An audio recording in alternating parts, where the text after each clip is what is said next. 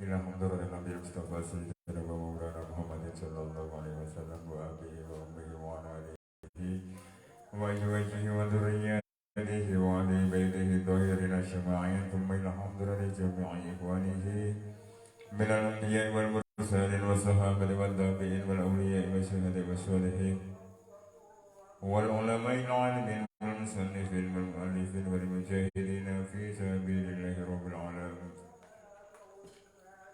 ثم إلى حضرة شيخ نواوي ثم إلى حضرة شيخ إمام النووي صاحب هذا الكتاب ثم إلى حضرة seluruh guru-guru kita لهم الفاتحة أعوذ بالله من الشيطان الرجيم بسم الله الرحمن الرحيم الحمد لله رب العالمين الرحمن الرحيم مالك يوم الدين إياك نعبد وإياك نستعين اهدنا الصراط المستقيم صراط الذين أنعمت عليهم غير المغضوب عليهم ولا الضالين آمين. الحديث الرابع عشر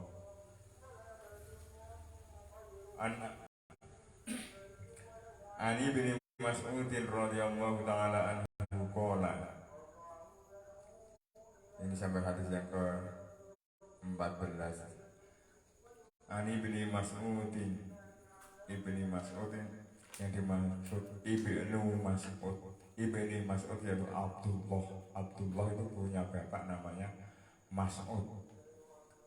An ibni Mas'ud radhiyallahu ta'ala anhu qala ngendika sapa ibni Mas'ud qala Rasulullah sallallahu alaihi wasallam ngendika sapa Rasulullah sallallahu alaihi wasallam la yahillu ora halal awada mumriin darai awa-awaan suwiji muslimin kang Islam illa bi ihda salasin kejaba kelawan telu salah suwijine telu pira-pira perkara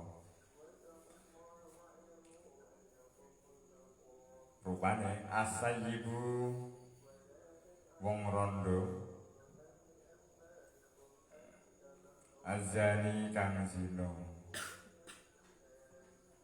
wan nafsu lan awa-awaan suwiji binafsi kelawan mateni awa-awaan suwiji kang weneh watariku lan wong kang ninggal lidinihi maring agamane tarik al-mufariku kang misai lil jamaati maring jamaah maring golongane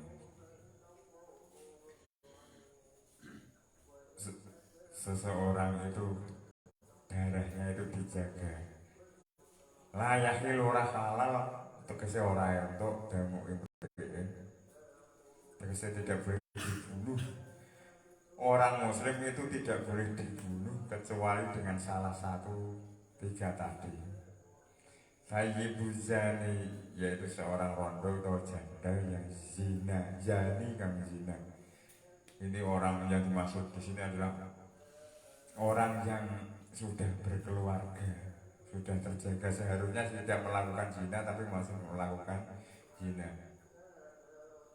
Beda nanti kalau yang lain.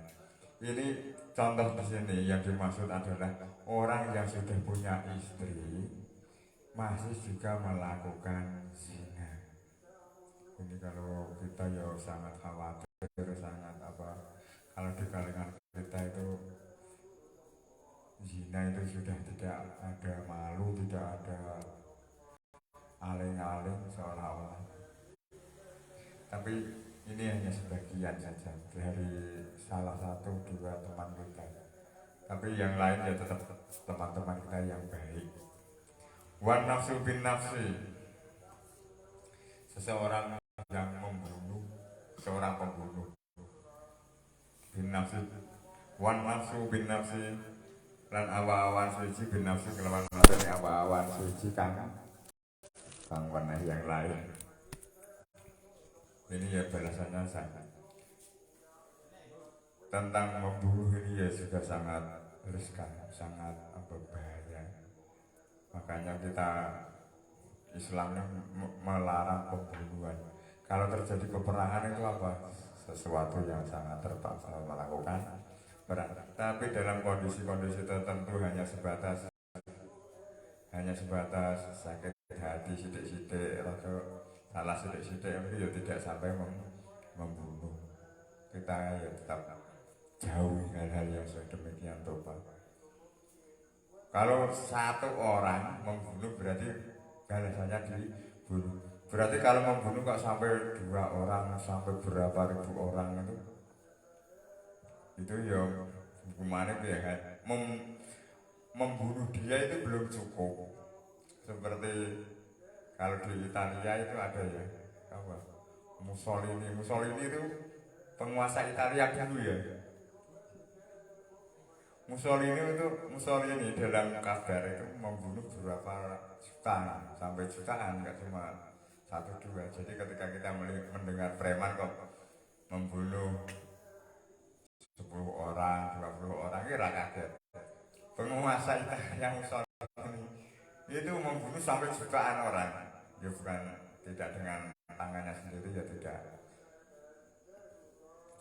Terus watari mulidinihi orang yang murtad, kalau di sini al-muradu yaitu al-muradu tarik itu ya al-murtadu wal iyadu billah ya. Kita berlindung kepada Allah jangan sampai kita murtad. Yang demikian itu kita ya sangat ada rasa kekhawatiran dalam diri kita sendiri.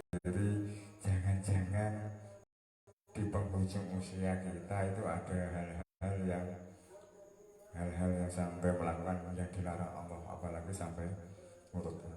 Tetapi kita ya kekhawatiran yang demikian itu ya jangan sampai berlebihan. Kita tetap istiqomah melakukan apa-apa saja yang berkenaan dengan agama, melakukan hal-hal yang sampai ke arah yang lebih baik. Arahnya perbuatan kita itu menjauhi dari hal-hal yang mendekatkan ke murtad. Hindari sebisa mungkin, harus bisa. Ya tiga tadi. Ini kalau dikaitkan dengan di negara Indonesia ya mungkin ada apa ya? Ini karena ngendikan Kanjeng Nabi ya di Indonesia tidak berlaku, mungkin hukumannya masih prosesnya ya masih panjang, ada keputusan gitu dari hakim. Terus selanjutnya ya al-haditsul khamisah asyara. Al-haditsu utawi hadis al-khamisah asyara kang kaping 15. Iku an Abi Hurairah saking Abi Hurairah. An Abi Hurairah saking Abi Hurairah radhiyallahu ta'ala anhu. Anna Rasulullah sallallahu alaihi wasallam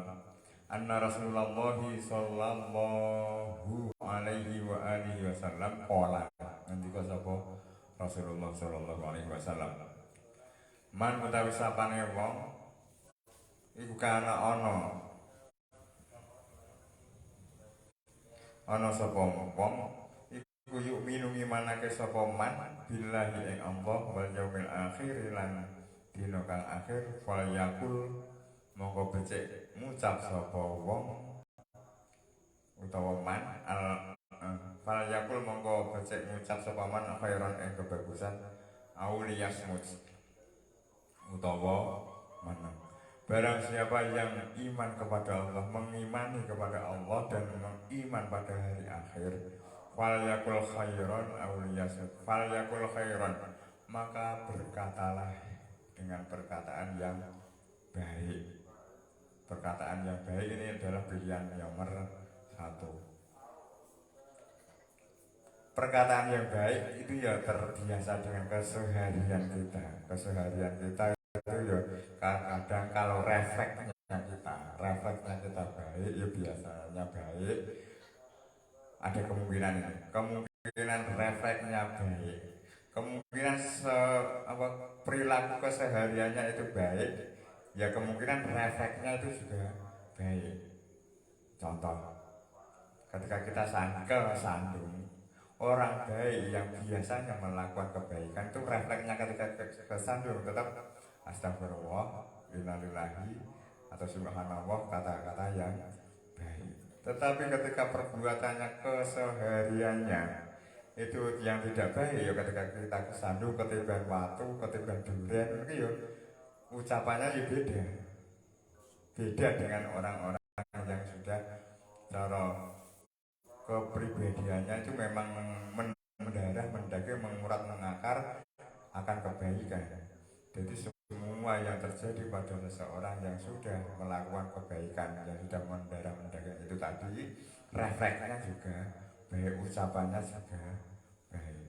Atau menasehati, atau orang yang mengatakan itu sudah dipertimbangkan bahwa apa yang akan dibicarakan itu memang baik dan berakibat baik, punya dampak yang positif. Jangan sampai ucapan-ucapan kita ucapan sudah jelek, perkataannya saja sudah jelek, dan nantinya masih punya dampak lagi, kejelekan juga. Itu ya berbahaya.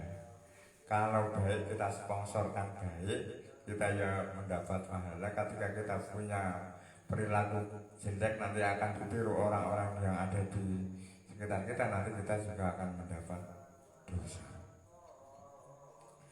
Terus yang kebaikan ini ya berkaitan dengan nasihat, tentang menasehati kepada siapa saja, kepada anak-anak kita, kepada teman-teman kita, itu ya kita nasihat-nasihat, saling menasehati hal-hal yang akan kebaikan.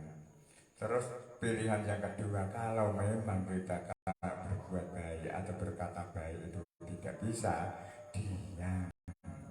Angel ya, sangat angel atau sangat mudah. Ini seperti kemarin, tinggalkanlah hal-hal yang tidak bermanfaat.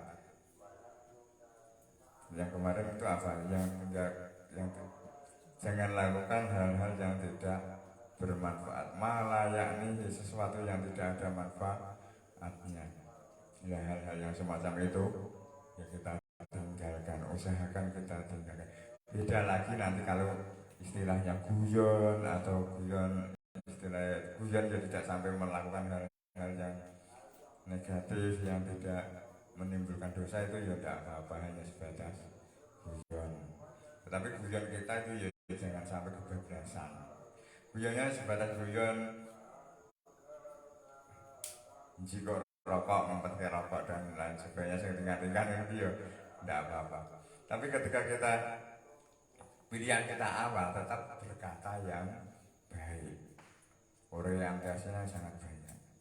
Terus kalau itu memang tidak bisa, nanti ketika kita bicara kok akan menimbulkan hal-hal yang keonaran, nanti kita aulias daripada bicara kita nanti menimbulkan hal-hal yang negatif, berarti kita harus diam. Selanjutnya, waman kana yu'minu billahi wal yaumil akhir fal yukrim jarahu. Waman utawi sapane wong iku kana ana sapa wong iku yu'minu imanake sapa man billahi ing Allah atau kelawan Allah biasanya. Wal yaumil akhir lan dina kang akhir fal yukrim monggo becik mulya sapa man jarahu ing tanggane man. Ini juga perlu istilahnya cara kita berbuat baik kepada siapa saja yang kita memang harus dilatih memuliakan, nggak boleh menghina, nggak boleh ngejek dan sebagainya, hal-hal yang negatif. Wal yukrim, kata-kata yukrim itu adalah memuliakan, menghormati kepada saudara-saudara kita terdekat. Saudara kita dekat, mungkin lebih agak jauh lagi itu saudara-saudara kita. Bisa enggak memuliakan tetangga. Ketika kita punya gerai, kita madang lawuh gerai tetangga kita nggak punya lawuh, kita ya kasih lawuh gerai. Tetapi pemberian kita itu kalau bisa jangan sampai merepotkan. Ini sebenarnya ketika kita mau memberi sedekah atau memberi sesuatu kepada seseorang dengan maksud yang baik, tetapi ternyata merepotkan. Contohnya begini, kejadian yang pernah terjadi. Ada seorang ibu mau berangkat kerja jam 7 lah, katakanlah jam 7. Di situ anaknya itu mau sekolah rewel minta lawuh endok. Ya. Nah, ada seorang tetangga memberi endok itu masih butir, masih mentah. Jadi tujuannya ya nggak baik. Sebenarnya tujuannya baik. Ini saya kasih telur tapi masih mentah. Nah, telur mentah itu nanti kalau memproses kan ya masih lama, masih ngiris brambang, ngiris bumbunya, nanti memakan waktu 10 menit atau 20 menit. Padahal waktu itu sudah mau berangkat kerja atau berangkat sekolah. Nah, yang semacam itu ya kita memang harus pakai strategi. Ketone arek nulung tetapi malah ngerepoti. Dan kedua belah pihak ini tidak ada kesadaran, nanti ya akan terjadi kecekcokan. Nah, yang semacam itu contoh-contoh kecil yang semacam itu.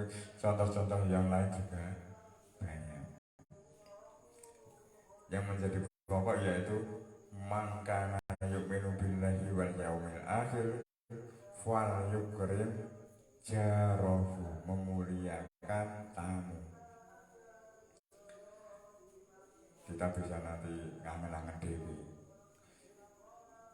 luasnya itu sampai mana, lebarnya sampai mana. Terus waman kana yu'minu billahi wal yaumil akhir, waman utawi sapane wong iku kana ana sapa man iku yu'minu ngimanake sapa man billahi ing Allah wal yaumil akhir lan dina kang akhir, wal yaumil akhir wal yaumil lan dina al akhir kang akhir, wal yukrim monggo becik mulyakna sapa man dhaifahu ing dayoi ing tamune man. Ini juga begitu. Seorang tamu, kita sebagai tuan rumah itu punya kewajiban untuk memuliakan tamu. Dan seorang tamu itu punya hak untuk dimuliakan. Ya. Saya ulangi lagi, kita sebagai tuan rumah punya kewajiban untuk memuliakan tamu. Ya, tamu punya hak untuk mendapatkan penghormatan dari tuan rumah. Nah, yang semacam itu nanti juga kita analisis lagi. Nah, seorang tamu itu memang sesuai waktunya, sesuai dengan jamnya atau tidak. Terkadang kita memang begitu. Nanti ada lagi, ketika kita seorang tamu, posisi kita sebagai seorang tamu, nanti ketika kita bertamu kepada seseorang kok ternyata di situ sedang repot, sedang apa, itu nanti ya kita analisis lagi. Apakah nanti seorang tamu yang semacam ini kita hormati atau tidak? Sebenarnya seorang tamu itu ya kalau diizini ya masuk, kalau tidak diizini ya pulang. Umpama Kang, aku harus mengundamu, sudah di depan rumah. Andai kan tuan rumah saya tidak menerima tamu, itu sang tamu itu juga harus pulang dengan legowo. Karena apa? Ya ketika kita tamu, tuan rumah sedang tidak kondisinya tidak itu kan juga kita malah ganggu. Ya, kesadaran yang semacam itu ketika tuan rumah ya punya kesadaran untuk menghormati seorang tamu dan punya etika ketika bertamu tidak sampai mengganggu, itu ya caranya ya masing-masing. Kalau contoh pastinya yang sangat kesulitan, tetapi kalau di desa, di perkotaan itu kan ya adatnya beda, lain ladang, lain belalang, lain lubuk, lain ikan. Ketika kita bertamu kok ternyata di situ sedang ada konflik, sedang ada keluarganya sedang tidak harmonis, ya kita ya tetap mundur dulu.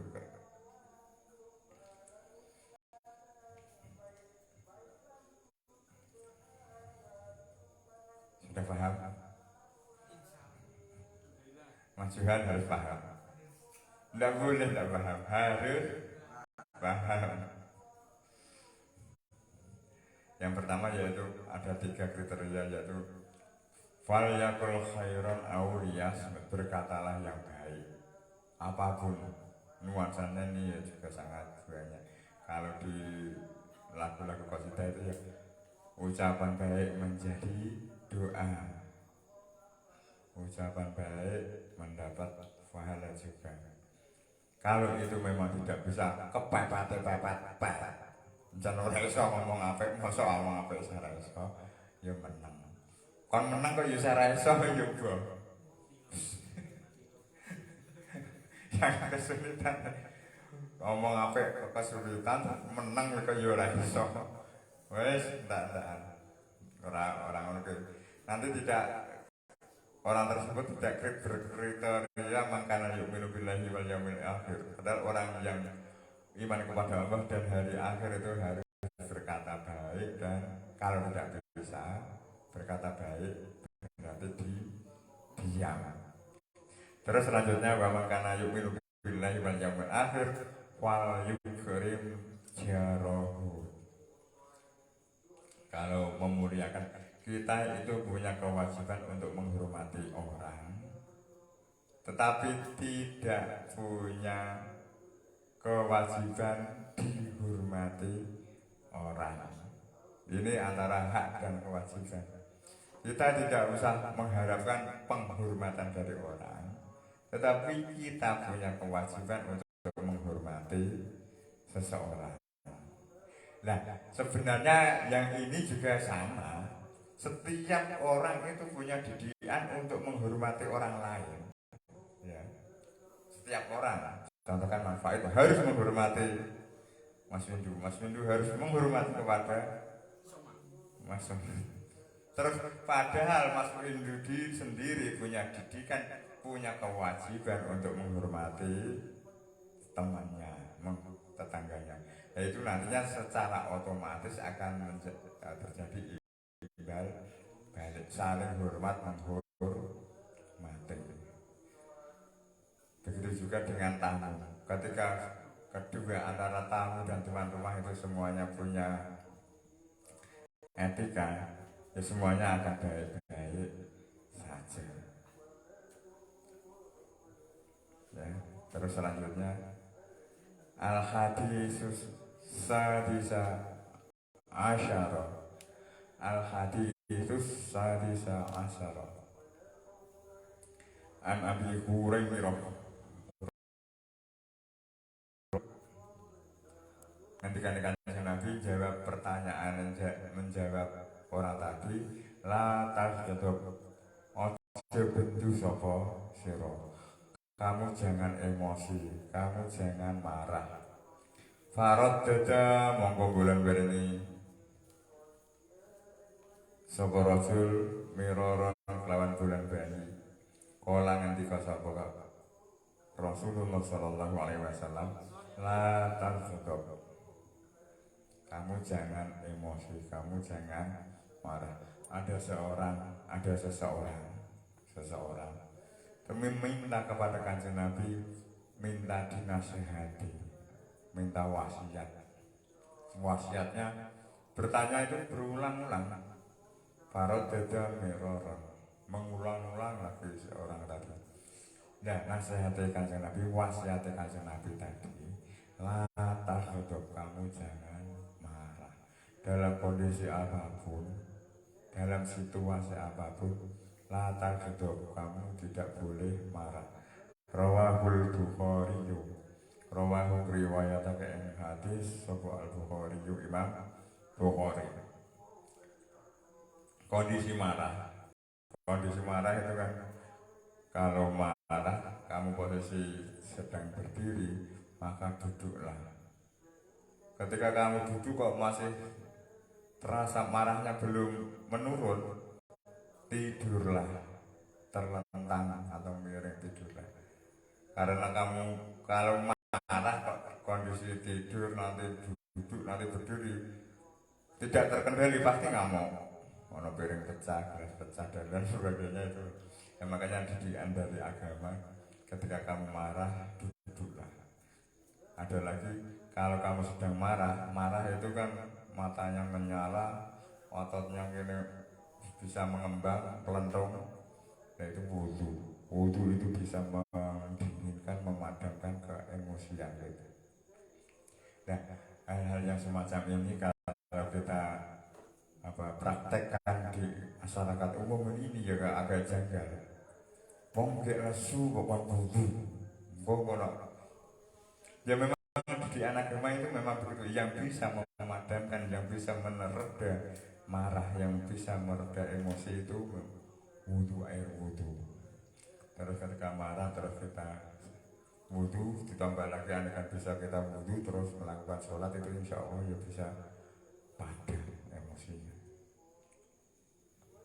Emosi ini ya memang cara secara kenasionalan itu teori emosi.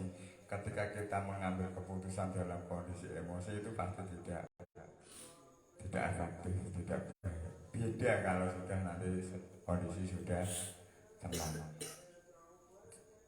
Ketika kita terjadi masalah, punya masalah, terus kita ketumpuk emosi, punya rasa emosi, punya marah. Nah, hal yang semacam itu nanti ketika kita diminta untuk memutuskan suatu perkara, nanti hasilnya pasti main.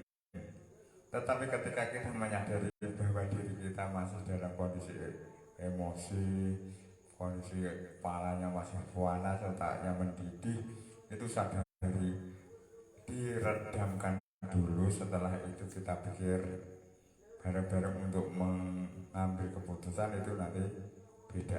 Keputusan ketika kita emosi dan ketika kita sudah tenang itu pasti sudah beda, jauh beda.